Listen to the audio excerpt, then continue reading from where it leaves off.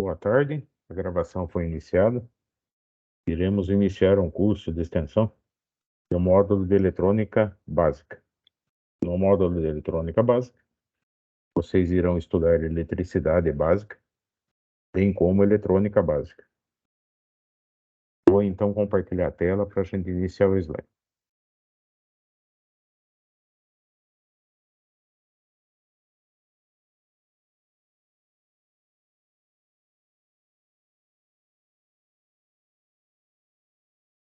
Tá vendo a tela aí, Marcos?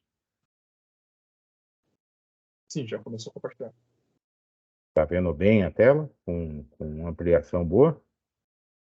Sim, tá bom, tamanho bom. Nosso primeiro capítulo, Marcos, nós iremos iniciar o estudo da eletricidade básica.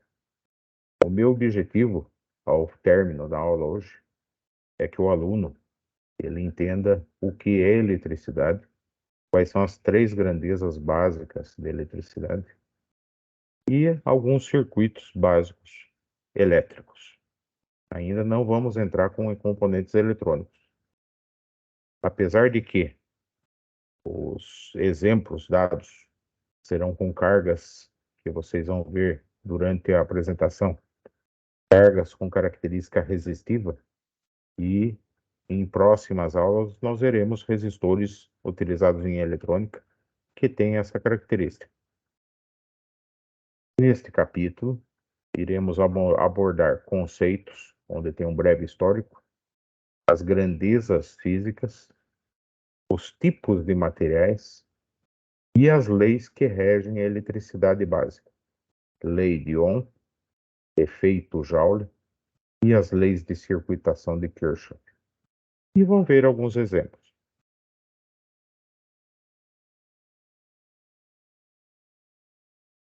A eletricidade, ela foi descoberta em torno de 600 a.C., por um filósofo grego chamado Tales de Mileto, que ao esfregar um âmbar é uma resina fóssil de um pinheiro extinto, e ela é um material isolante, que nós vamos ver a seguir, o que é material condutor, o que é material isolante. No nosso dia a dia, nós temos materiais isolantes, vidro, plástico e outros materiais. Ele atritou esse material em uma pele de carneiro. A maior parte das descobertas são feitas sem você ter a intenção de descobrir, é por acidente. E observou que pedaços de palhas eram atraídos no âmbar, eram atraídos pelo âmbar. Ou seja, ficava sujo de palha o âmbar, os fragmentos de madeira eram atraídos por esse material conhecido como âmbar. O âmbar, em grego, ele é elétron, a palavra elétron. Daí surgiu o nome eletricidade. Em nosso início acadêmico, no fundamental, no ensino fundamental, no ensino médio, enfim, o aluno, até algum tempo atrás, né, alguma coisa em torno de 30, 40 anos atrás, as crianças têm uma brincadeira, não sei se fazem, eles esfregavam tampinha de caneta e atraíam pedacinhos de papéis. Alguns de vocês devem ter feito esse tipo de brincadeira. É o mesmo princípio, né?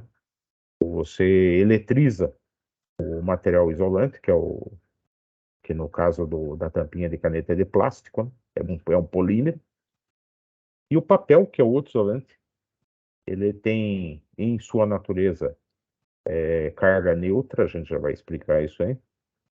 Quando você a eletriza a tampinha da caneta, ela adquire cargas positivas, né? Ela perde elétron. E o papelzinho que a tampinha de caneta atrai possui carga negativa, certo? Além das positivas. E daí, polos diferentes se atraem, você tem uma atração no material até que se neutralize a carga de um dos materiais. Esse é o princípio da eletricidade, de eletrização. Tá? Seguindo, todos os materiais são formados por átomos. Os átomos têm um núcleo com cargas positivas, cargas negativas e cargas neutras. Na periferia, temos as camadas de valência com as cargas negativas. Normalmente o átomo é neutro, ou seja, o número de prótons é igual ao número de elétrons. Quando dois materiais de composição diferente são atritados, um irá perder elétrons para o outro.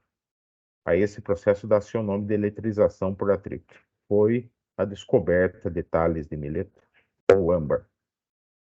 Os processos de eletrização consistem em gerar um desequilíbrio de prótons e elétrons em um corpo qualquer.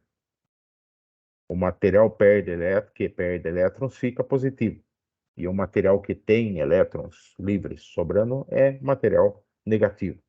Não necessariamente ele é negativo. Ele é negativo em relação ao positivo. Existe uma diferença de potencial elétrico. O corpo carregado positivamente, vou tirar aqui. O corpo carregado positivamente é denominado cátodo, e o negativo é o anodo. Entre o anodo e o cátodo, portanto, temos uma diferença de potencial elétrico, DDP, é a sigla de diferença de potencial elétrico. A diferença de potencial é denominado tensão elétrica. A tensão elétrica entre os corpos é maior ou menor proporcional à diferença de cargas, prótons e elétrons. Aí eu tenho na figura abaixo, à esquerda, dois corpos eletrizados. Um corpo positivo e um corpo com cargas negativas. Entre eles tem uma diferença de potencial elétrico. Fazendo uma analogia com o circuito hidráulico ao lado, é como se eu tivesse dois tanques, dois reservatórios, no qual temos um nível de água acima do outro. Então você tem essa diferença de potencial hidráulico no registro. O registro inicialmente fechado equivale a dois corpos com diferença de potencial elétrico separados. Por quê? Porque as cargas elétricas não migram do corpo B para o corpo A se não houver uma conexão para que esses elétrons se conduzam através de um condutor elétrico. E no caso hidráulico, quem faz essa interseção é o registro. Se eu fechar o registro, eu não tenho fluxo de água. Então, comparando mais uma vez, ao lado onde eu tenho uma diferença de potencial elétrico, se eu interligar os corpos com um condutor elétrico, eu teria um fluxo de elétrons do corpo B para o corpo A. E no caso do fluxo hidráulico, se eu abrir o registro, eu teria um fluxo de água do tanque, que eu chamei de negativo, para o tanque positivo, até que os níveis de água entre o tanque negativo e o positivo se igualassem. Igualando-se os níveis pela pressão atmosférica, nós teríamos a anulação de diferença de potencial hidráulico. Por isso, eu utilizei essas duas figuras para fazer uma analogia. Tudo bem? Mais tarde veremos que a analogia não é toda, não pode ser igualado em todo aspecto. Por exemplo, a limitação desse fluxo de água no modelo hidráulico é feita pelo registro e é o controle da vazão feita no registro. No caso do modelo elétrico, vocês vão ver que essa limitação é feita pela carga elétrica, que a gente vai interligar. E daí a limitação não tem um registro, ela é desde a fonte de alimentação, desde a fonte de potencial, desde o polo negativo. Tudo bem? A eletricidade estática é um desequilíbrio de cargas elétricas, dentro ou na superfície de um material. O acúmulo de cargas permanece até que se possa mover por meio de uma descarga elétrica. Ou seja, o elétron ele fica estático até que se encontre um caminho elétrico para que se ocorra a descarga elétrica.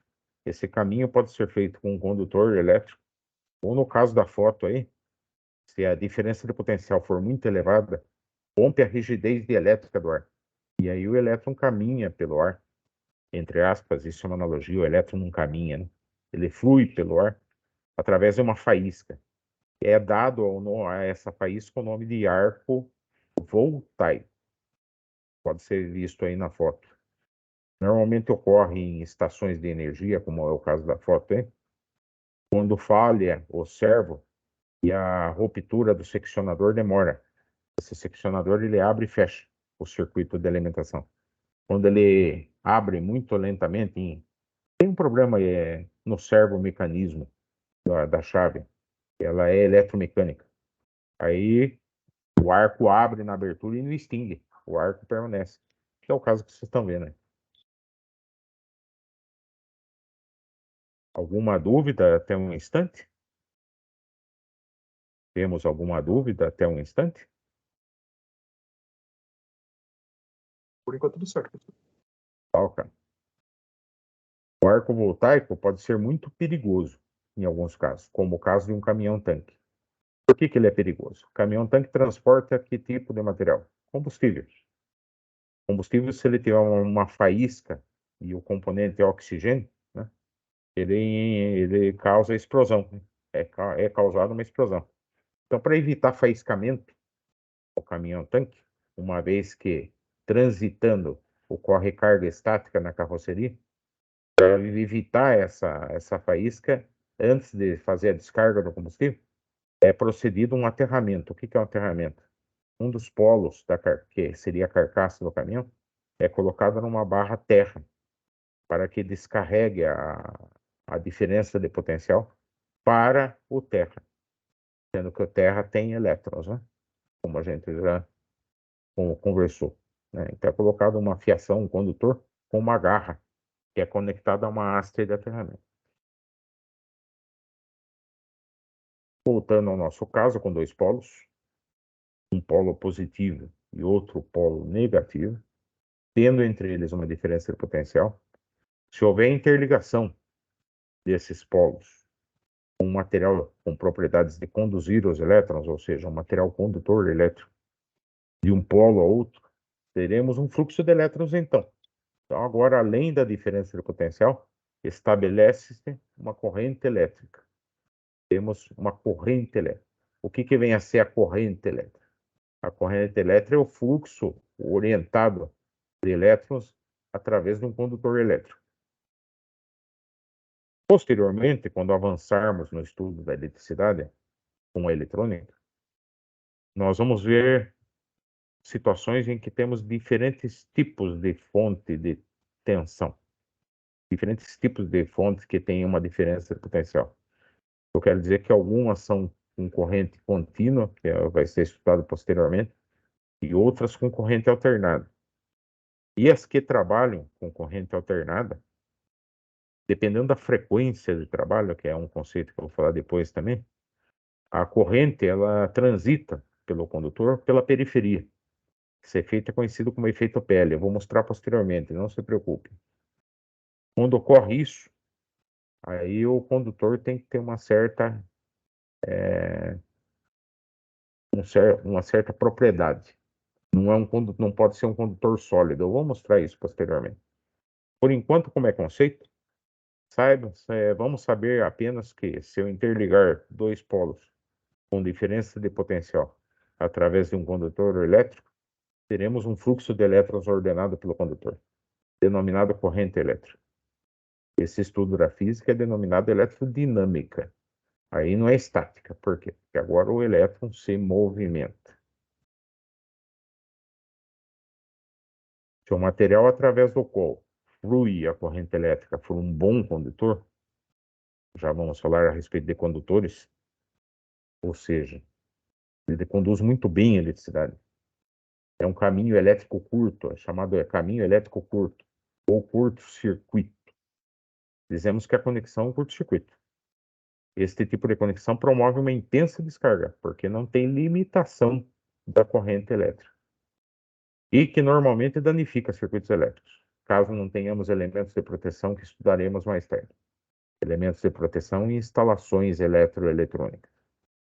Então, para isso, coloquei uma foto copiando do slide anterior, que é os dois polos interligados com o condutor, admiti que são condutores perfeitos e mostrei, então, com a foto à direita, o exemplo de uma tomada, que pudesse haver uma união dos condutores internos, um curto-circuito dos condutores internos, seja do cabo ou seja da própria tomada, e vocês podem observar o que ocorre na tomada aí, né? O princípio de chama. Todos os materiais elétricos hoje em dia têm propriedade anti-chama, mas se eles estiverem próximos ou encostados em algum outro tipo de material, papel, por exemplo, plástico, esse fogo se propaga e pode gerar incêndio. Então, que o material elétrico gera incêndio. É que o material que está próximo ou encostado nele é que vai propagar a chama e gerar um incêndio. Alguma dúvida? Dúvidas? Prosseguindo, então. As grandezas elétricas básicas, então, que nós vamos estudar nessa primeira parte do curso, no primeiro capítulo, são tensão elétrica, que a gente já acabou de estudar, que é a diferença de potencial. Na minha figura, ela tem positivo e negativo. Vamos ver posteriormente que tem algumas que não têm o positivo e o negativo, que tem alternância. No momento estaremos estudando uma que tenha positivo e negativo. Pode ser proveniente de uma pilha, por exemplo. Por exemplo, uma pilha, uma bateria. Tá? E a corrente elétrica circulando em função de que ligamos com um condutor. Só que agora, eu não interligo com um condutor que é um curto-circuito. Eu interligo o condutor com uma carga. O conceito carga nasce a partir de agora. O que é o conceito carga? Um equipamento eletroeletrônico. Vamos colocar de forma genérica. Essa carga é um equipamento eletroeletrônico. E ele possui determinada resistência elétrica. Então, agora, tendo a tríade tensão, resistência e a corrente, eu passo a ter uma quarta grandeza, que é a potência elétrica. O que vem a ser a potência elétrica? A potência elétrica é a energia entregue à carga por unidade de tempo. Certo? Vamos estudar daqui a pouco, nos próximos slides, a energia sendo joule e a unidade de tempo sendo segundo. E isso tem uma unidade que foi determinada para a eletricidade, conhecida como watt. É o watt. E daí essa potência, ela vai causar qual efeito nessa carga? Depende da carga. Se for um circuito eletrônico, vai alimentar o circuito eletrônico. Um telefone celular, por exemplo. Se for um circuito elétrico, um chuveiro, por exemplo, vai alimentar o chuveiro. E essa potência consumida, né, porque se a energia por unidade de tempo é consumo, consumida pelo chuveiro vai determinar o quê? No caso do chuveiro, a caloria de aquecimento da água. No caso de um motor, a força motriz do motor. No caso de um alto-falante, seria a transdução, né? Ou a conversão de energia elétrica em energia mecânica, que será o som que o alto-falante propaga. Então, de acordo com o tipo de carga, é o tipo de trabalho que eu vou realizar. Proporcional a essa potência elétrica. Eu não quero entrar em mais detalhes, porque se for para motorização, por exemplo, ou para qualquer outro tipo de carga, vai entrar um rendimento. Eu não quero falar em rendimento ainda. Né? Vamos falar a priori em transdução de energia. Transdução de energia elétrica em energia mecânica ou térmica ou qualquer outro tipo de energia que vocês possam imaginar. Tá? Inclusive, o motor elétrico foi uma invenção, né? Aí não é descoberta, é invenção, que propiciou a segunda revolução industrial. Tudo bem? Seguindo, estou estudando a tensão elétrica entre dois polos. A unidade estabelecida pelo Sistema Internacional de Unidades foi o volt. De onde eles tiraram essa unidade, o volt? É uma homenagem ao pesquisador que desenvolveu a primeira pilha, né, química, Ele foi o nome do pesquisador, como vocês podem observar ao lado da foto aí, é Alessandro Giuseppe Antonio Anastácio Volta. E em relação ao nome Volta, se tirou a sigla Volt, né? Então, 1 volt equivale a 1 Joule-Coulomb. Diferença de potencial. Vamos continuar na cabeça com o conceito. Isso é a diferença de potencial. Não quer dizer que tem corrente elétrica. Para ter corrente elétrica tem que ter um circuito fechado. A corrente elétrica, então, é o fluxo ordenado de partículas portadoras de carga elétrica, fluxo de elétrons, ou deslocamento de cargas através de um condutor, onde existe uma diferença de potencial. Então, só para não nos perdermos na explicação, não pode haver corrente elétrica sem tensão elétrica. Para haver corrente elétrica, tem que haver diferença de potencial.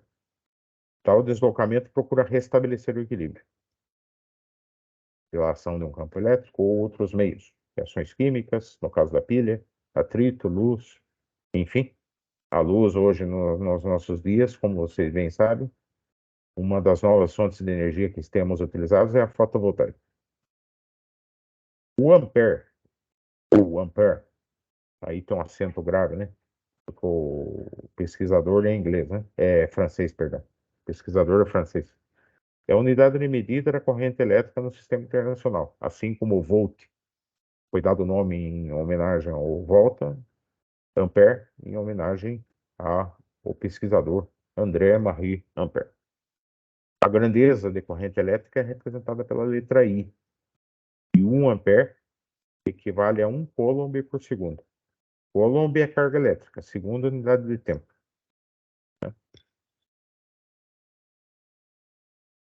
Agora, para finalizar o triângulo, né, temos a resistência elétrica. É a capacidade de um corpo qualquer de se opor à passagem de corrente elétrica. O pesquisador Georg Siemens, que é um pesquisador alemão que estudou a lei da resistência elétrica, essa lei que ele estudou é única e exclusivamente a resistência elétrica. E um material ensaiado em laboratório com resistência constante, entre aspas. Com aquecimento, esse material muda a resistência. Mas, de acordo com o experimento ON, ele trabalhou numa faixa mantendo a resistência praticamente constante. Ele descobriu, né, também, é uma descoberta, que a variância da corrente elétrica era em função da diferença de potencial e da resistência elétrica. Repito, a corrente elétrica tem uma variância, né, varia de acordo com a diferença de potencial e também varia de acordo com a resistência elétrica. Então, se eu mudar a diferença de potencial, eu altero a corrente elétrica. E se eu mudar a resistência elétrica, eu altero a corrente elétrica. Esse foi o estudo de Georg Siemens. E daí, como também nos dois casos anteriores, o volt ficou como unidade de tensão elétrica e o ampere ficou como uma unidade de corrente elétrica, o ohm ficou como unidade de resistência elétrica, em homenagem ao nome do Georg Siemens Ohm. Daí, para representar, foi utilizado o símbolo grego ômega para representar o ohm. Então, quando você encontra a resistência elétrica no circuito, a unidade é representada pela letra grega ômega, né?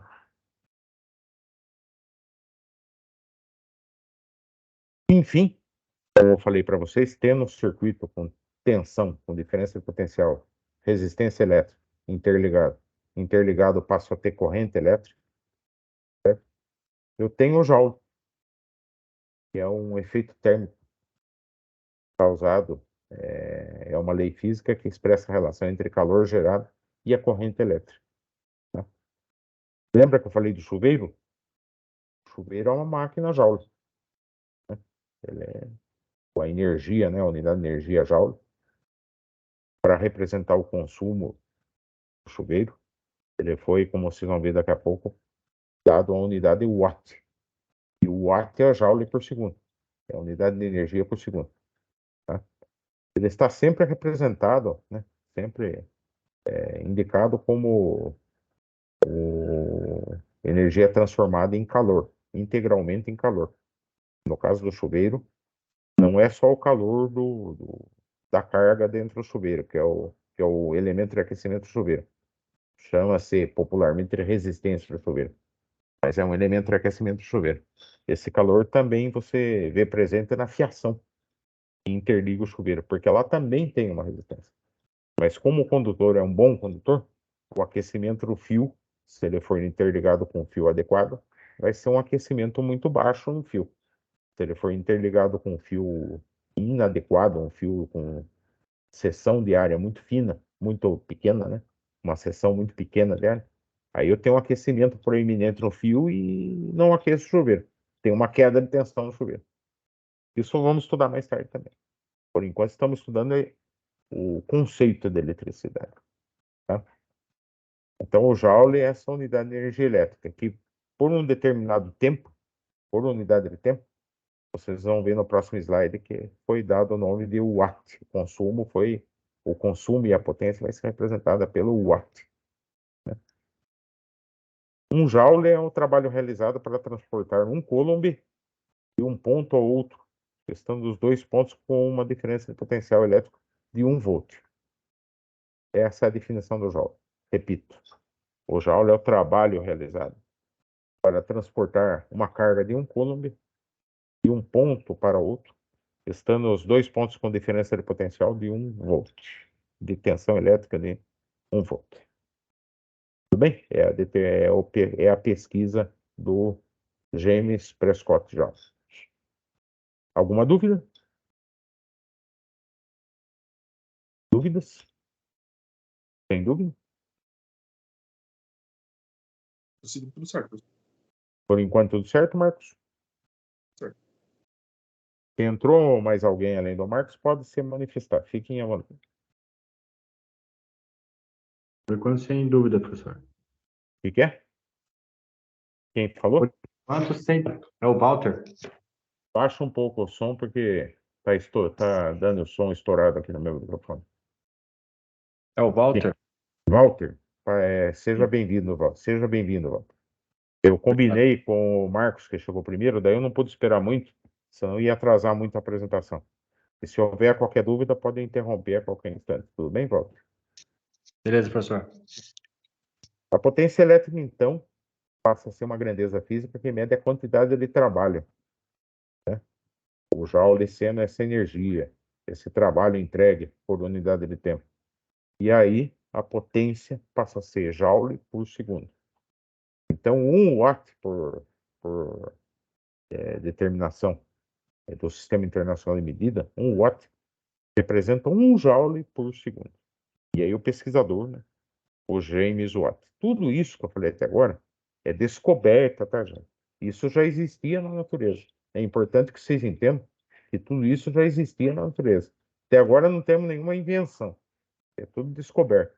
Apenas os pesquisadores demonstraram o fato matematicamente. Tudo bem? Inclusive o próprio Ohm, depois se eu conseguir um vídeo que eu assisti há algum tempo, eu tentei conseguir, não achei. Tem ainda demonstrações que o próprio Ohm, o trabalho do Ohm, da vida dele, foi baseado num trabalho inacabado de um pesquisador italiano. Então, nada saiu do zero. Tudo teve uma pré-pesquisa para um pesquisador se apoiou no ombro de outros pesquisadores. Tudo bem? Isso é importante vocês saberem. Aí, falando agora um pouco mais prático, né? Conceito um pouco mais prático. Os dois alunos estão vendo a tela aí, tranquilo? Marcos falou que já tinha visto. Walter, você está vendo a tela aí? Eu estou vendo a tela, professor. Está vendo? Eu estou vendo. Perfeito. Esse material eu vou deixar disponível no material de aula depois, viu, Walter? Para você fazer download. Pode deixar, professor. São materiais condutores e isolantes e resistivos, né? Agora falando de uma forma mais prática para vocês entenderem por que esses materiais são utilizados nas instalações elétricas. Eu dou como exemplo aí prata, ouro, cobre, alumínio, e tem na foto aí cada material separadamente, né? Cada material tem uma resistência por unidade de área, né? E por comprimento do material. Se estamos falando em fio, por exemplo, o fio tem um determinado comprimento, né? E se for esse fio, seja qual seja o perfil desse fio, ele tem uma área, né? A resistência, como vocês vão ver daqui a pouco, ela varia de acordo com a resistividade do material, pela área e pelo comprimento, tá? Aí temos como exemplo prata, ouro, cobre, alumínio. Vocês já devem ter visto várias aplicações desses materiais, né? Não é verdade? O mais utilizado que vocês devem ter visto é o cobre. Mas, como o custo do cobre é muito alto, para a transmissão, onde não vai precisar haver trabalho manual de emenda, ou mesmo que tenha emenda, vocês vão ver que tem dispositivo tem componente para emenda, né? O alumínio, ele como é mais barato que o cobre, ele já foi bastante utilizado. Hoje é utilizado uma liga, né? Até evitar o roubo do cobre, as companhias concessionárias de energia estão trocando onde tinha cobre por alumínio, mas não é alumínio puro, é uma liga. É cobre e alumínio. Daí a resistividade dele é maior um pouco.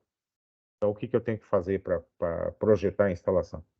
Eu tenho que dimensionar um diâmetro maior, uma bitola. O diâmetro é conhecido no condutor como bitola.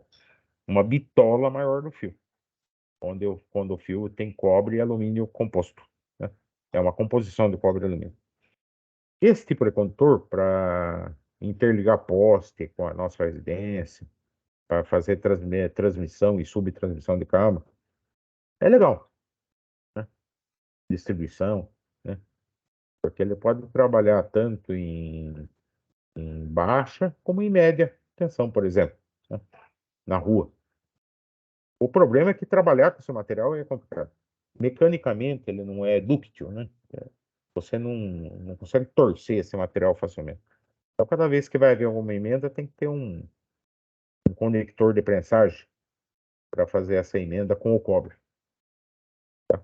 Até para não ter polo positivo e negativo, aquela diferença de potencial, que quando tem materiais de liga diferente ocorre. Tá?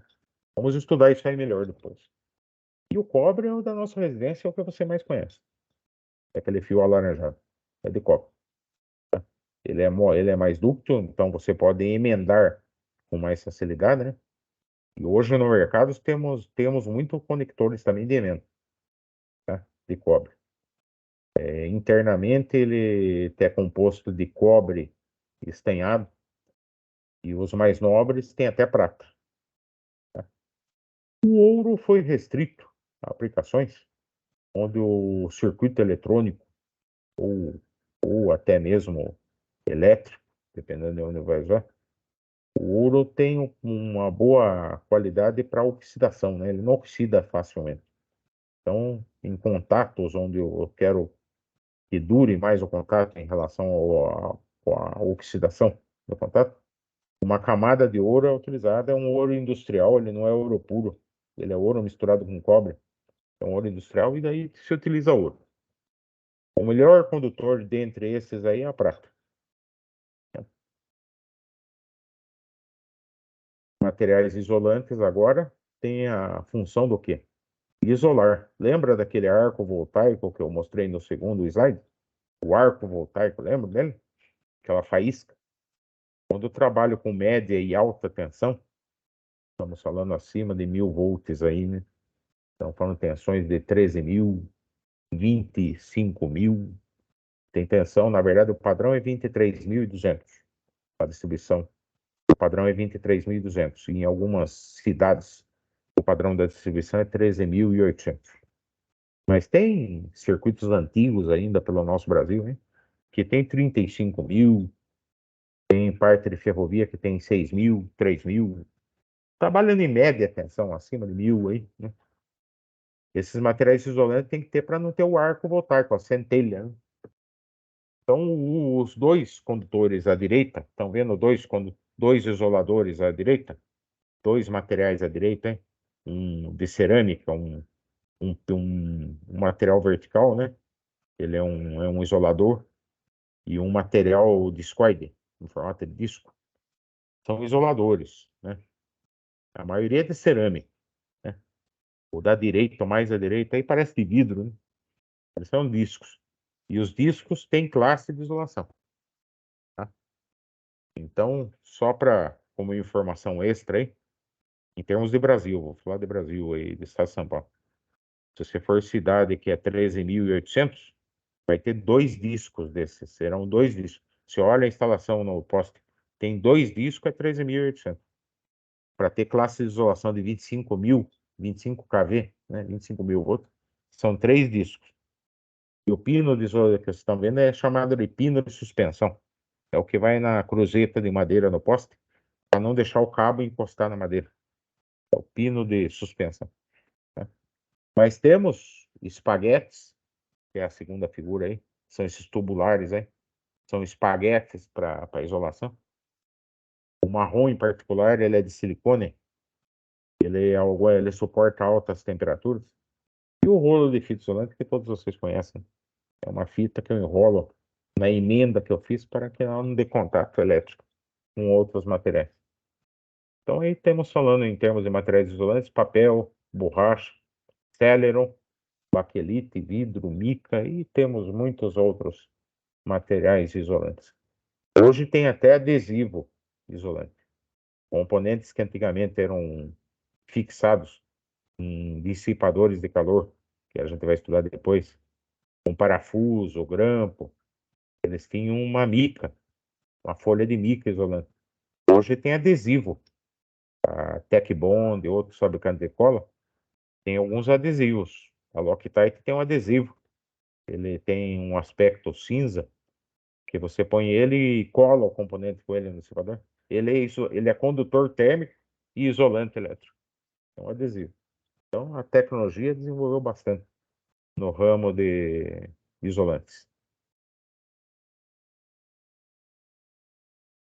Tudo bem? Até aqui, tudo bem? Dúvida até aqui? Aí tem conceitos que temos que estudar, né? De isolação e isolamento, né? Temos que tomar cuidado com isso aí. Isolação é referente ao isolante, né? Isolamento referente à quantidade de isolante, tá? Então, só para não confundir, a isolação é referência ao isolante. E isolamento à quantidade que eu uso de isolante. Tranquilo? Dúvida? Tranquilo, entendi, professor.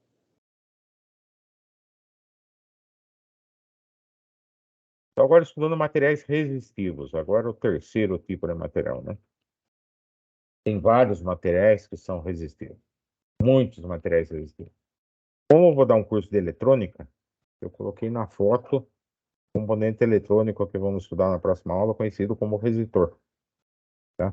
Alguns são de filme metálico, alguns de carbono, no qual você tem um canal usinado e que retira material. Então, de acordo com a quantidade de material retirado, muda-se a resistência elétrica desse componente. E à esquerda nós temos o famoso elemento de aquecimento, né, com fio Cantal, que você encontra em fornos, muflas, fornos industriais, e até quando ele é de níquel cromo, você encontrava essa configuração e encontra essa configuração em chuveiro elétrico. Mas daí é outro material. Então, o níquel cromo também é um material com resistência elétrica. Então, coloquei níquel cromo, carbono, filme metálico, eletrólitos. Os materiais com filme metálico, eles têm a seguinte propriedade. A resistência elétrica até uma determinada temperatura é constante. Dúvida? Dúvida até aqui? Tem uma dúvida? Então, a primeira lei de Ohm diz que a corrente elétrica é diretamente proporcional à tensão elétrica e inversamente proporcional à resistência elétrica. Vamos repetir? Isso é importante. Ela é diretamente proporcional à tensão elétrica e inversamente proporcional à resistência elétrica. Ou seja, qual o significado dessa fórmula, é uma fórmula linear, não é quadrática. Então, se eu dobrar a tensão, eu dobro a corrente. Se eu dobrar a tensão, eu dobro a corrente. E a resistência é inversamente proporcional, né? É uma função inversa, 1 sobre x.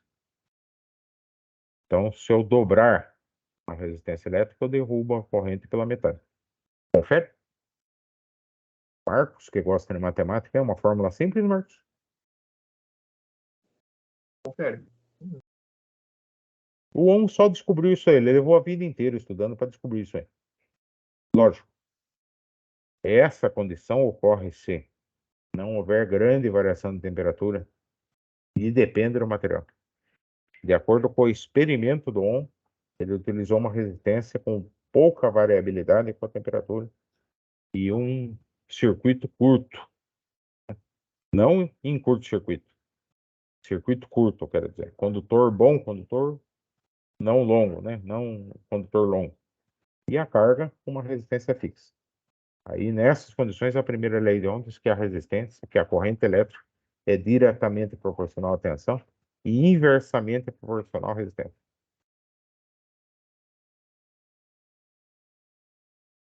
Gerem-se, então, os 3 triângulos, né? Onde eu posso calcular a corrente, posso calcular a tensão e posso calcular a resistência.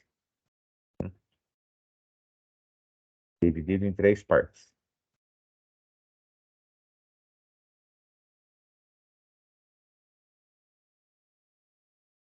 A segunda lei de Ohm, ela me dá a fórmula da resistência em relação à resistividade, ao comprimento do condutor e à área do condutor, como eu já havia falado antes.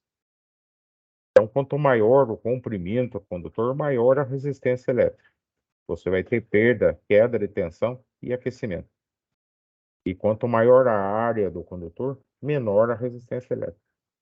Então, daí aquela bitola que eu citei, né? O fio que é com bitola maior, com área, com uma seção de área maior, ele tem uma maior condução da eletricidade. Perde-se menos. Lógico que tudo isso é calculado para que eu nem exagere de um lado e nem perca do outro, né? Você vai ter uma variabilidade em função da comprimento e da área. A resistividade é de acordo com o material, que também varia. Se eu falar cobre, não é um tipo só de cobre, de liga de cobre que nós temos. Cobre cromo tem uma resistência, cobre eletrolítico tem outra. Então, em máquinas de solda, por exemplo, industrial, quando trabalho com cobre eletrolítico, eu tenho uma perda maior nos eletrodos. Quando trabalho com cobre cromo, eu tenho uma perda menor. Por outro lado, a resistência mecânica do cobre eletrolítico é maior do que o cobre cromo. Então, cada estudo vai variar de acordo com a minha aplicação. Tá? Essa é a segunda lei de Ohm. Tudo bem? Se eu olhar o cobre na tabela lá, eu vou ver que ele tem 1,72 vezes 10 a menos 8 ohms, né? Metro. Tudo bem? Tá a 20 graus Celsius. É 11 metros por... Tá incompleto lá, né? É 11 metros por... Tem que fazer o cálculo. Seria 11 metros ao quadrado por metro, na verdade. Efeito Joule e a potência elétrica. Então, todo componente eletroeletrônico, agora é importante o que eu vou falar. Presta atenção no que eu vou falar. Todo componente eletroeletrônico, através do qual circula a corrente elétrica, através do qual eu tenho a corrente elétrica, ele aquece. Repito, vou repetir. Todo componente eletroeletrônico, através do qual circula a corrente elétrica, ele aquece. Mesmo alguns componentes que nós vamos estudar posteriormente, como o capacitor, em corrente contínua ele carrega, e em alternado eu tenho uma espécie de resistência, mas não é resistência, é chamada de impedância. Vamos estudar isso aí depois. Ele tem uma impedância, uma reatância, ele é um componente reativo.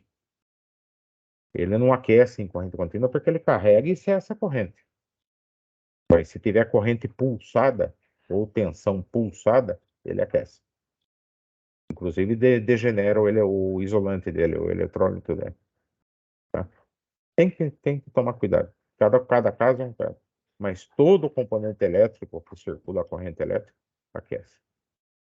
A pastilha Peltier, que é um componente elétrico, que ela refrigera numa interface e aquece a outra, ela só refrigera uma interface por efeito exotérmico do Peltier, porque ela aquece a outra.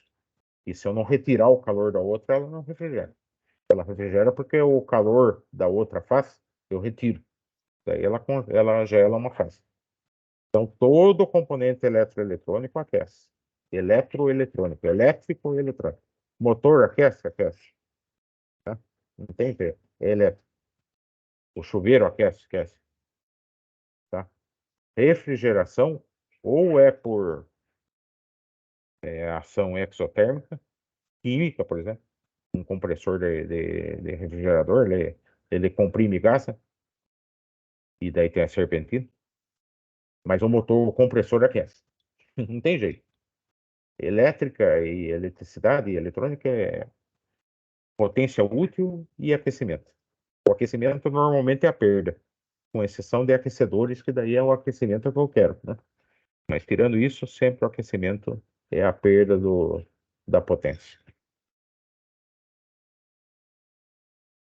Eletricidade básica. Agora nós vamos estudar as leis de circuitação que foram pesquisadas, né, e desenvolvidas pelo físico alemão Gustav Robert Kirchhoff, em 1824 até 87. Né? Existem essencialmente duas leis de circuitação para os circuitos elétricos. Vamos estudar as leis desses circuitos. Para criar as leis, Kirchhoff introduziu um conceito de nó. O que é nó? Nó é uma derivação elétrica. Agora fica um pouco mais difícil de eu explicar porque eu estou sem a imagem. Então, se tiver dúvida, pare e pergunte. O que é um nó? Ele inseriu no circuito uma derivação. Achei a palavra melhor aí para você. Deriva o circuito. E malha, que é um circuito único. O que é extremamente importante para os entendimentos das leis. Uma junção ou nó é um ponto do circuito de derivação que une dois ou mais condutores. Então, eu posso ter mais de uma derivação. A malha é qualquer caminho fechado. Um laço. Então, nesse laço, eu tenho uma única corrente no circuito. E no nó, eu tenho mais de uma corrente. Essa é a principal diferença.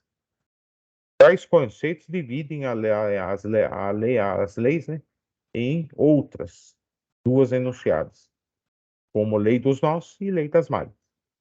Ele só fez esses dois estudos, né?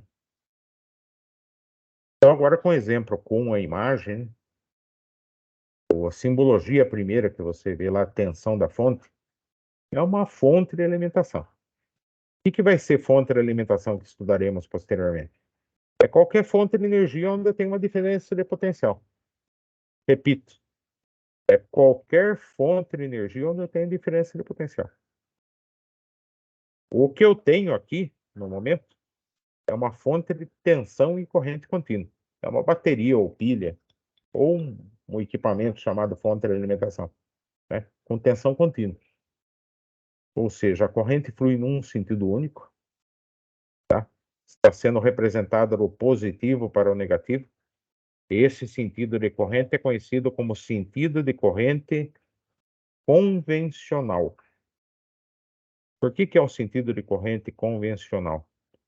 O sentido de corrente real é onde eu tenho mais elétrons para onde eu tenho menos elétrons. Então, seria do polo anódico para o catódico. Seria o sentido real.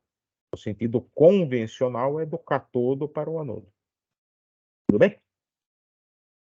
Corrente circulando num circuito único, num laço, ou em uma malha, que é o caso aí, não possui nós, proporciona queda de tensão nas cargas. E segundo a primeira lei de Ohm, essa queda de tensão é proporcional à corrente e à resistência. Confere? Todos concordam comigo? Que segundo a primeira lei de Ohm, essa queda de tensão é proporcional à corrente e à resistência? Sim ou não? Sim, Então, professor. então, dessa forma, a corrente que circula nesse circuito é igual à corrente que circula pelo resistor ou carga R1, que será igual à corrente que circula pela carga R2, que será igual à corrente que circula pela carga R3, porque não há derivação de circuito. Aí a somatória das tensões numa malha é igual a zero. Não é isso? E a tensão da fonte, se eu encarar que ela é fornecedora, né? Ela é o fornecedor, ela é o gerador, ela é positiva, vamos encarar ela como positiva. E as quedas são negativas, VR1 mais VR2 mais VR3 sendo negativo, vai dar igual a tensão da fonte. Entendeu?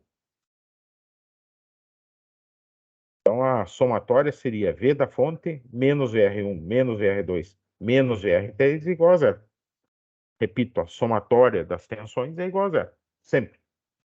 Se não der igual a zero, vocês erraram em algum cálculo. Tranquilo com o circuito de malha?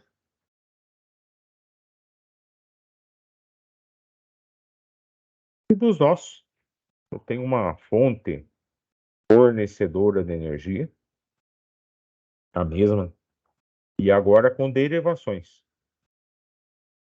Um nó e posteriormente outro nó, né? Eu tenho 3 malhas aí. Sim, né? Concorda comigo? A tensão agora é a mesma. Essa tensão é a mesma.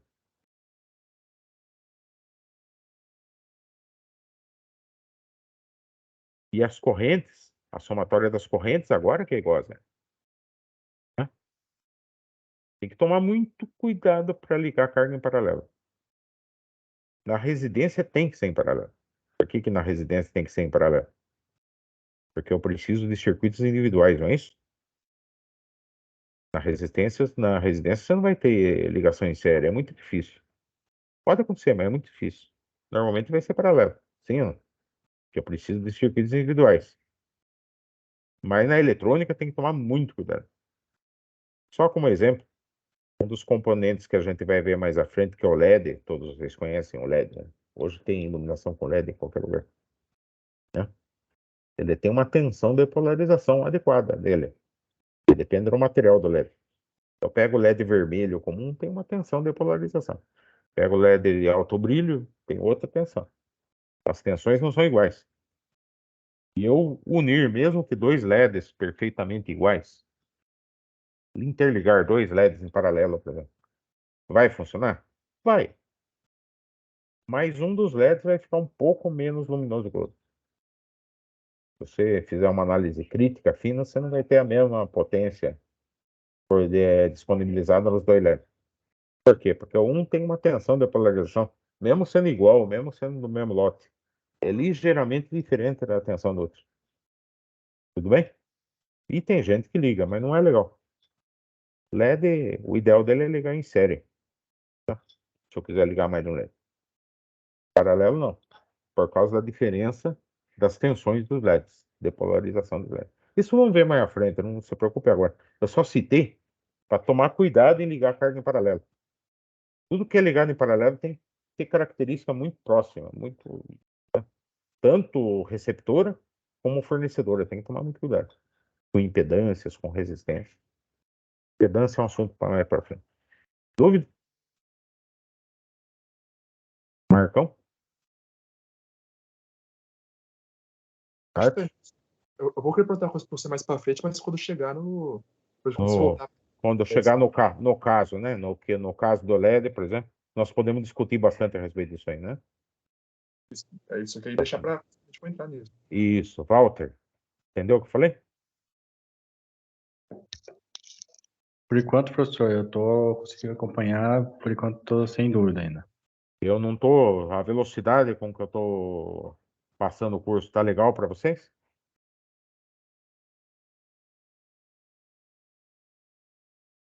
Tudo bem.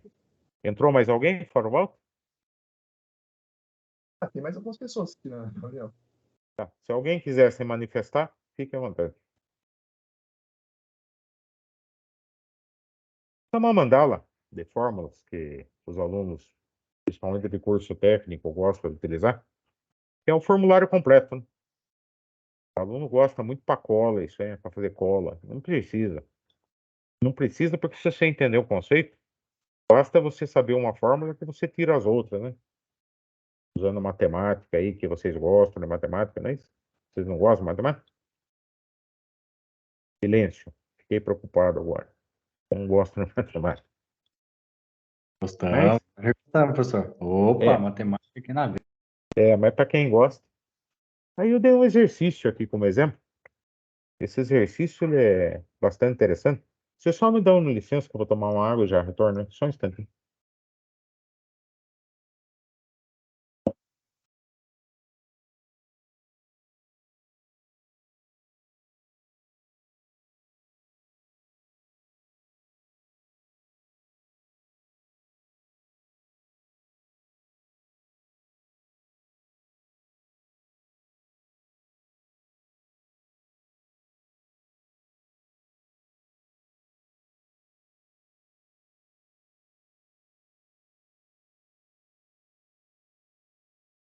Tenho água.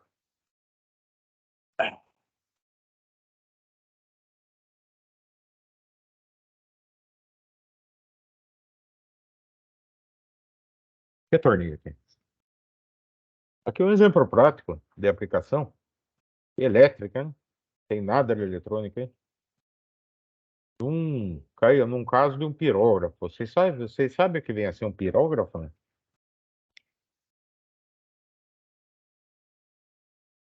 É aquele maquininha que queima a madeira para você escrever, para você fazer desenho na madeira.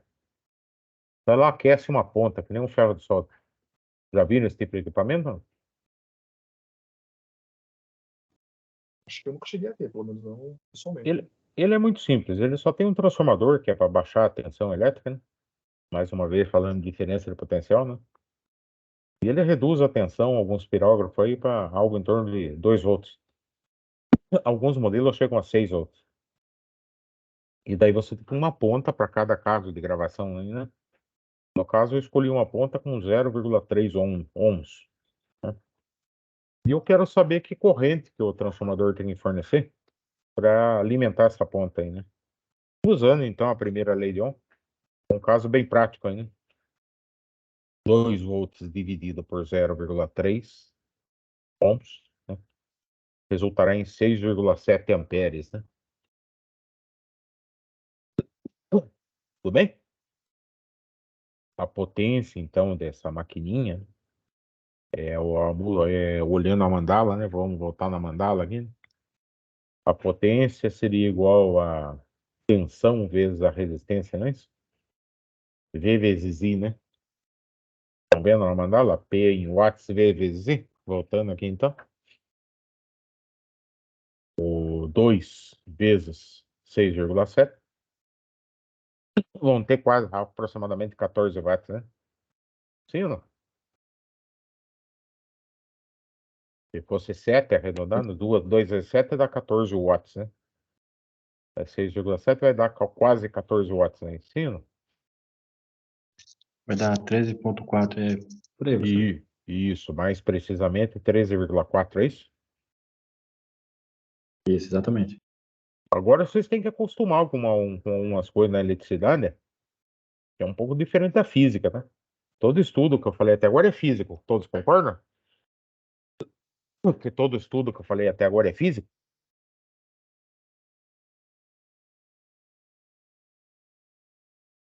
O especialista em elétrica, eletrônica, ele não trabalha com tanta precisão assim. Então, se eu calculei aí 13,4 watts, é isso que você calculou, filho? Isso, exatamente, professor. Essa máquina é de 15 watts. É de 15 watts. Na hora de fazer a inscrição na etiqueta da máquina, é uma máquina que tem um consumo de 15 watts, né? Se arredonda, costuma se arredondar, né? Quando não exige precisão extrema, né? Quando é algo normal, né? arredonda-se. Bem?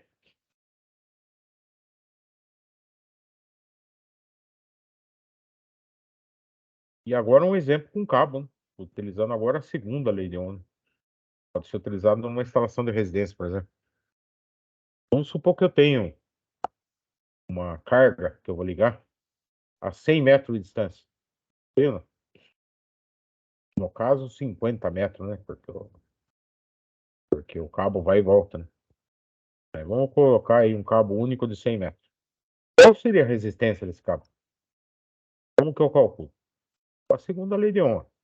Primeiro eu tenho que converter a área em metro quadrado, né? Que na fórmula é em metro quadrado, né? Convertendo 1,5 milímetro ao quadrado em metro quadrado é 0,0005015 metros quadrados. Não é isso?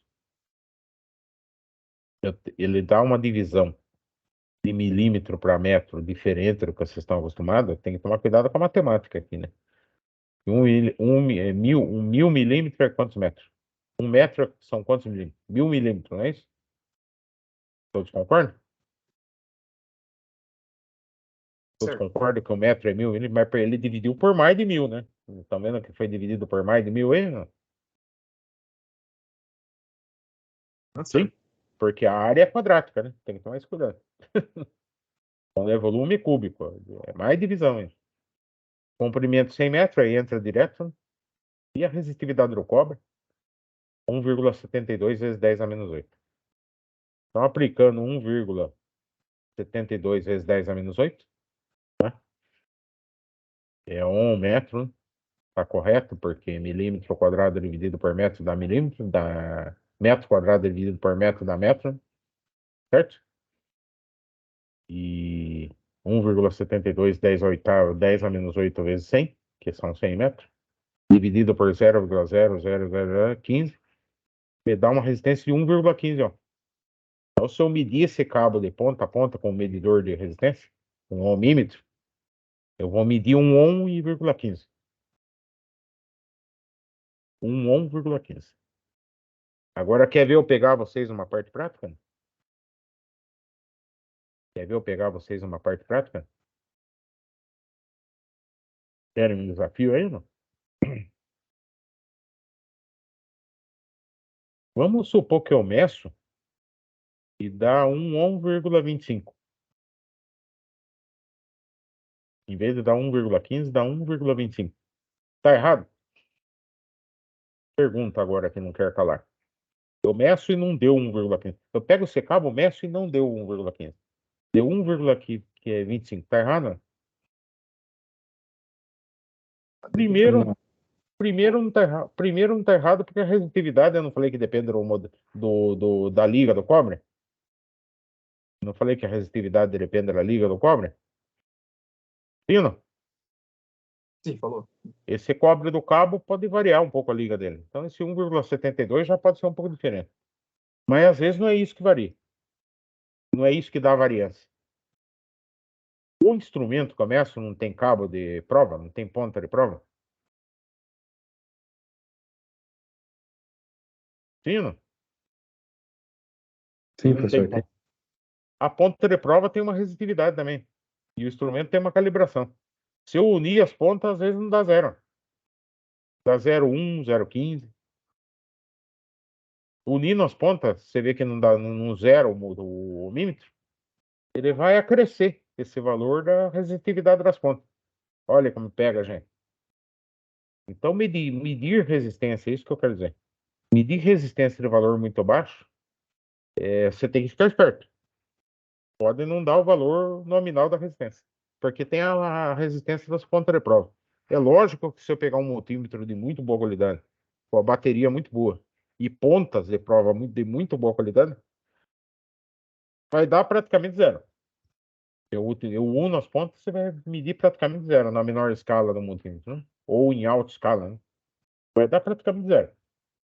Mas dependendo do multímetro, não vai dar. Se eu pegar um multímetro de bancada, que nem nós temos no laboratório Maker, ele é um instrumento de altíssima precisão. Você vai ver lá que eu uno as pontas, você vai ver que vai dar resistência no centésimo de ohm.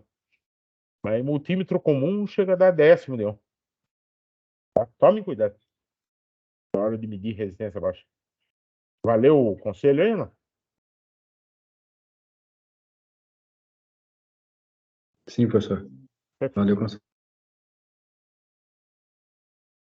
Professor, tem uma dúvida. Pois não. Desse slide ou dúvida genérica? Não, é nesse slide. Vale. Então, voltando um pouco na sua explicação, eu gostaria de saber essa área que ele converteu Quadrado.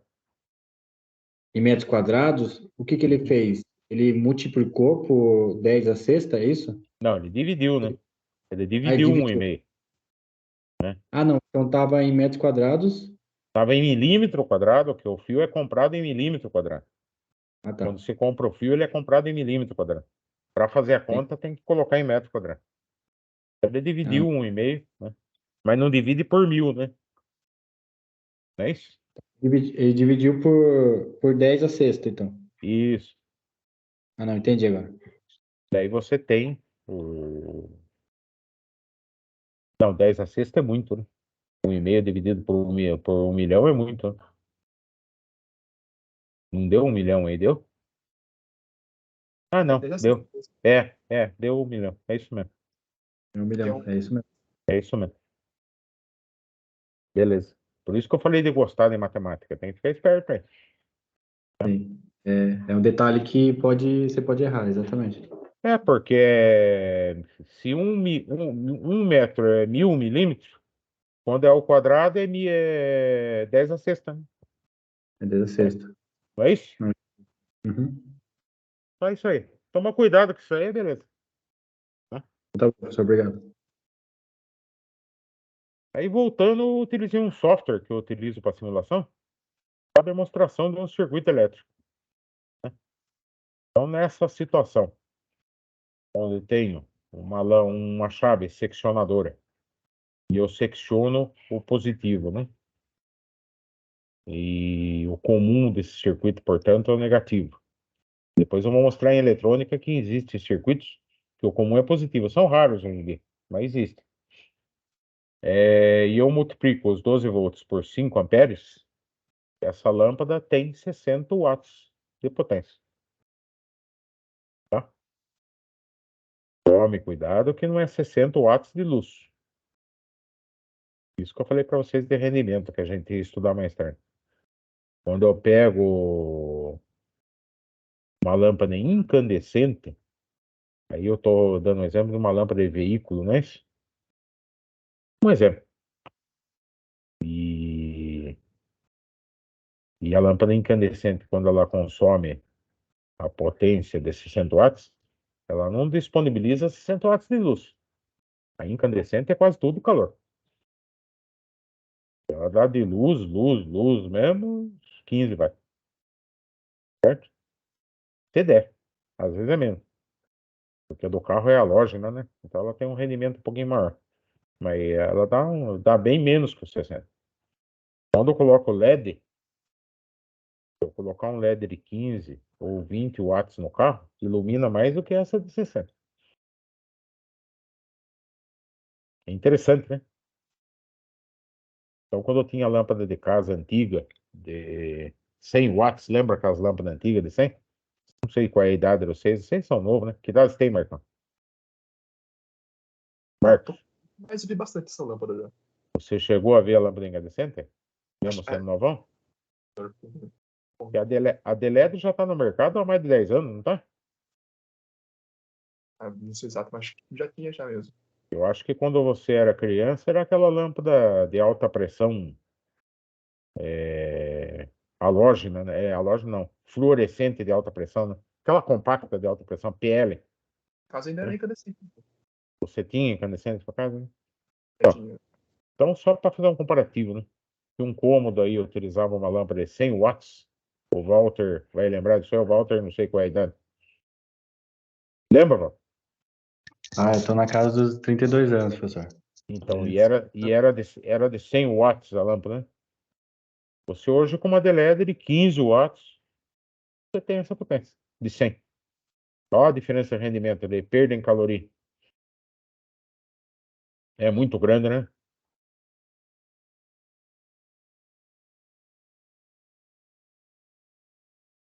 E aqui um exemplo de cálculo.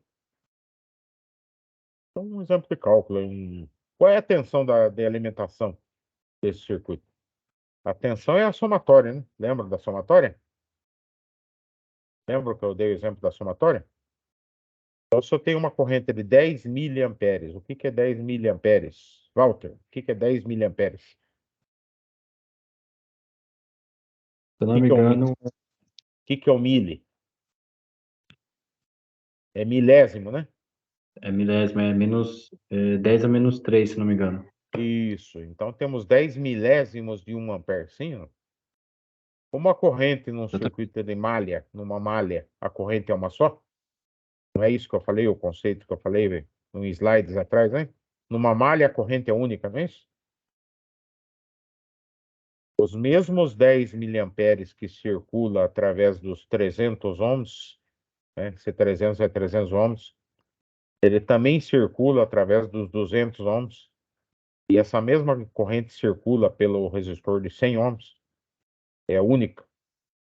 Pela lei de Ohm, a tensão aplicada, a queda de tensão causada pelo componente resistivo, né? Vai ser V1, V2, V3, né? Calculando pela primeira lei de Ohm, V1, o valor de R1 vezes a corrente. Então, 100 ohms vezes os 10 miliamperes, me dá 1 volt. Sim, Walter? Sim, Marcão? Marcos, Walter? Estão aí? Isso, né? Estão entendendo o cálculo? Então, repetindo, a queda de tensão, né? A tensão Eu me perdi. nos terminais do resistor de 100 ohms será igual, segundo a primeira lei de Ohm, aos 100 ohms vezes os 10 miliamperes, a corrente é única, né? É uma malha única. Isso dá aí um resultado igual a 1 volt de diferença de potencial, né? 1 volt de tensão elétrica. Em R2 seria 200 ohms vezes os 10 miliamperes, que resultam em 2 volts. E o terceiro, o último lá, 300 ohms vezes os 10 miliamperes, que resulta em 3 volts. Sim ou não? Todos concordam? Eu concordo, professor. A somatória da malha, portanto, 1 mais 2 mais 3, 6 volts. É a tensão da fonte geradora. Se a fonte não forneceu 6 volts, eu não terei com certeza 10 miliamperes. Se ela fornecer menos de 6 volts, será menos de 10 miliamperes. É isso que eu quero que vocês coloquem na cabeça. Análise crítica rápida. Se for menor que 6 volts, com certeza será menor do que 10 miliamperes. E se for mais de 6 volts, vai ser maior do que 10 miliamperes. Todos concordam? Para dar 10 miliamperes, eu tenho que ter exatamente 6 volts. Sim ou não? Sim, professor, concordo. Essa prática pode ser montada no laboratório, lá com o protoboard, lá no laboratório Maker. Aí vocês me procuram lá, eu pego o material, a gente monta essa prática lá no horário que vocês quiserem. E agora, outra lei, né? A lei dos nós. Dos nós, a tensão é a mesma, né? Só para refletir, mais uma vez. Dos nós, a tensão é a mesma. Então, os 6 volts presente nos terminais do resistor de 100 ohms também está presente nos terminais de 200 ohms e também estará presente no terminal de 300 ohms. A única, vamos dizer assim, o único motivo que faria que isso não fosse verdade é se a fiação fosse muito longa.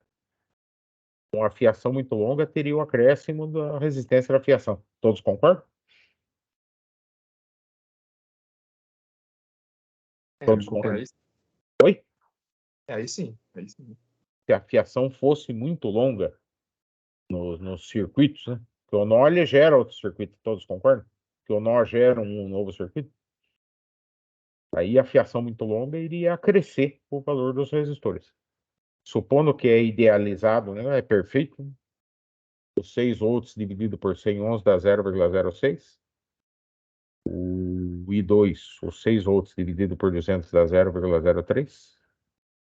E os I3, né, a corrente no terceiro ramal aí, né, é os 6 volts dividido por 300, 0,02. Se vocês quiserem representar isso em milésimo, o 0,06 são quantos milésimos?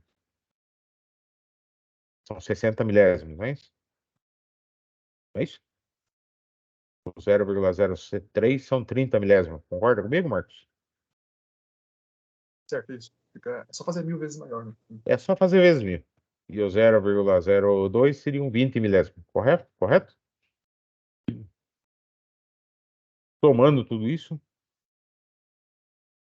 eu passo a ter o I1 mais I2 mais I3 igual a 0,11 amperes, ou seja, 110 milésimos. Confere?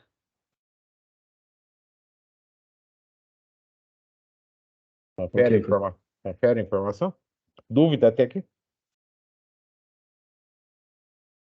Marcos, dúvida até aqui?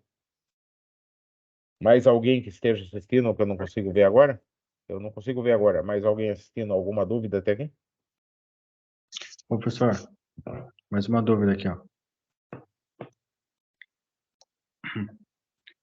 Professor, por que que a tensão é a mesma em todas essas malhas? Porque o nó é o mesmo ponto do circuito. Então, o segundo nó, o primeiro nó e o segundo nó é o positivo da bateria. É o mesmo ponto no circuito. O nó é um ponto no circuito. Quando está em paralelo, o nó é o mesmo ponto no circuito. O ponto é único. Imagine fechando esses nós, não vai dar tudo no positivo, não? E embaixo, fechando os nós, não dá tudo no negativo?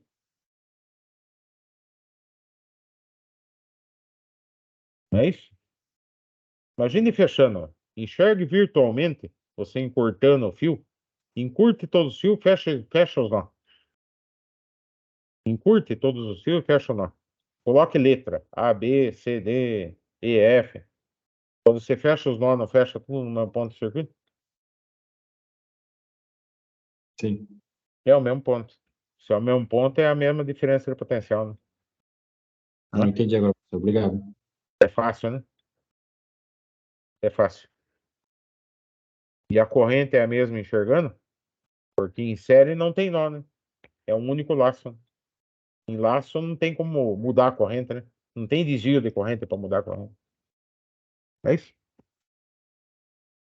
Não é um entroncamento. Você pode chamar o nó do que você quiser. Pode ser um entroncamento do circuito. Entendeu? Sim, professor, é isso mesmo. Tá. Isso mesmo. E aqui terminamos os slides. Esse slide, repito, deixa eu só voltar e descompartilhar para vocês me enxergarem de novo aqui. Só um instantinho. Pronto, voltei. Olha aí quanta gente assistindo. Eu fiquei até emocionado. 4 alunos? Mas como eu estou gravando, os outros poderão assistir depois também. Nós temos inscritos 28 alunos. Tá? Tudo bem? Todo mundo me enxergando aqui? Podem entrar aí. Sim.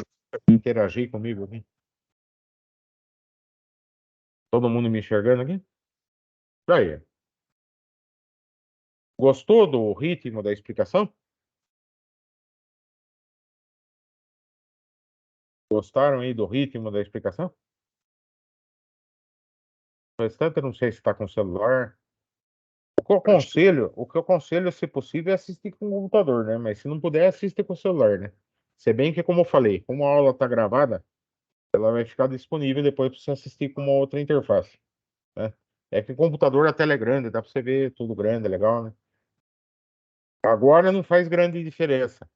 Em eletricidade básica, não faz grande diferença. A aula que eu dei hoje não faz grande diferença. Uma hora que eu começar a ensinar eletrônica mesmo, com componente eletrônico, você enxergar maior é melhor, né? Essas aulas eu vou dar um jeito de postar no YouTube também. Sei lá, eu vou tentar. É que eu tenho um canal no YouTube que tem alguns vídeos, hein? Vou tentar postar. O objetivo meu desse curso que eu comecei é o seguinte. O meu objetivo é o seguinte, só para vocês entenderem o que eu quero. É dar um curso menos teórico e mais prático. Para vocês aprenderem eletrônica mais na prática. Porque uma dificuldade que os alunos têm, sempre reclamam para mim, é que eles têm aula de eletricidade, têm aula de eletrônica, mas é tudo muito teórico, né? Vocês no laboratório da FATEC têm ainda o kit prático lá, né? Mas o kit você não monta, ele está montado já, né? É legal você montar para você sentir a dificuldade da matéria, né? Então, a minha intenção é prática. Então, todas essas dicas que eu dei nesse vídeo, que eu correlacionei com algo prático, é para vocês enxergarem no que vai usar isso no nosso dia a dia, né? Eu quero mostrar onde usa isso no nosso dia a dia. É a minha intenção. Não é só ensinar eletrônica. É ensinar onde tem, onde usa. Ah, isso é por causa disso. Ah, o Olavo lembrou. Isso aqui acontece por causa disso. É isso que eu quero. Vocês têm um conhecimento mais prático. Lógico, tem coisa que não vai dar para fugir da matemática. Quando entrar em retificadores, eu mostro de onde vem a fórmula, e é de uma integral. Mas não é que você precisa ficar integrando, você não precisa fazer cálculo. Depois que você souber a fórmula, basta ter acesso à fórmula, você usa, né? Mas você tem que saber pelo menos de onde veio, né? É isso? Todos não concordam? Exatamente, professor.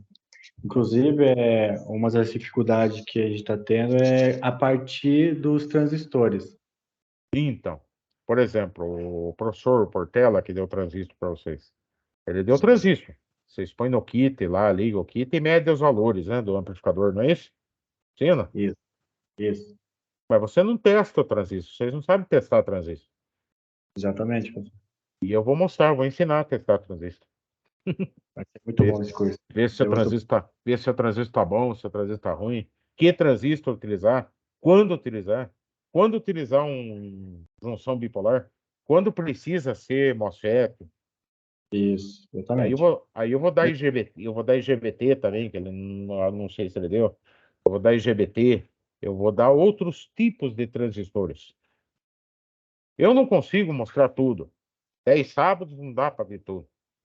Só para vocês terem uma ideia, só de tipo de transistor tem uns 50 tipos. Não dá para mostrar tudo, certo? Mas dá para mostrar a maioria. Os mais usados, pelo menos. Eletrônica, se você estudasse durante 50 anos, você não ia ver tudo.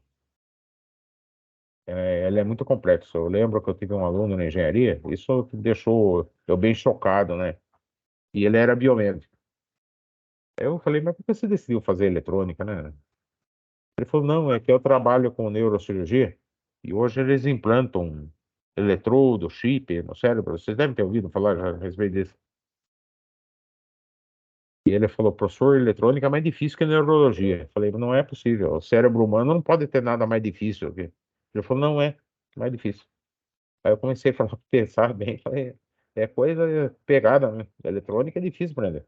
Não é fácil, né? Tem mais variedade de componentes do que medida de parafuso. Vocês sabiam disso? Tem mais variância de variedade de componente eletrônico do que medida de parafuso. Então assusta, né? Agora, precisa ser especialista em tudo? Lógico que não. Nem dá. Se vai ser especialista, que nem a minha especialidade é eletrônica de potência. E eu tenho conhecimento básico de outras áreas. Mas a minha área é eletrônica de potência. Não dá para ser. Tem coisa que não dá para ser genérico. O curso de vocês é genérico porque o termo mecatrônica é amplo. Mas se você se especializar mais tarde e fizer alguma outra coisa, vocês vão vendo que quando vocês vão ramificando, deixa de ser genérico e passa a ser especialista. Não dá para ser genérico em tudo, né? Tudo bem? Ok, Tranquilo? professor. Tranquilo com a teoria passada? Alguma dúvida? Alguma dúvida com a teoria passada? por mim, professor, acho que a aula de hoje deve ter tudo bem. Ficou bem entendido. O que eu vou deixar junto com o arquivo do Teams, esse arquivo, esse PowerPoint, vocês vão poder fazer o download, né? Eu vou deixar algum exercício. Depois eu vou bolar umas listas de exercícios para vocês praticarem, tanto o teórico quanto o prático. Né? E daí na aula que vem o próximo tema é resistores. Eu vou mostrar todos os tipos existentes de resistores. Quando eu falo todos os tipos existentes, repito, não são exatamente todos os tipos existentes, são os mais práticos. Né? A variância é grande, tá? Tudo bem? Ok, professor. Ok, professor, vai ficar bom, assim, voltando a aula bem para a prática, né? E gravada também, eu estou gravando. Então vocês vão poder assistir e assistir novamente quantas vezes vocês quiserem. Fora isso, a sala Maker tem um suporte de projetor lá. Eu quero ver se eu peço para colocar em um para a gente fazer sessão de cinema lá. Eu tenho filmes técnicos que são bacanas, que mostram de onde veio tudo isso. É muito bacana. Inclusive o famoso, que é o último que eu assisti, a Batalha das Correntes, né? Que é o Tesla contra o Edison. Muito bacana. Vocês vão entender como tudo funciona. Além de o filme ser como é que fala? Artístico, né? Ele conta a história da eletricidade. É muito legal. Muito obrigado pela atenção. Até mais, senhores. Eu vou parar a gravação agora, nesse instante. Deixa eu só parar. Obrigado, professor. Até mais. Pronto, estou interrompendo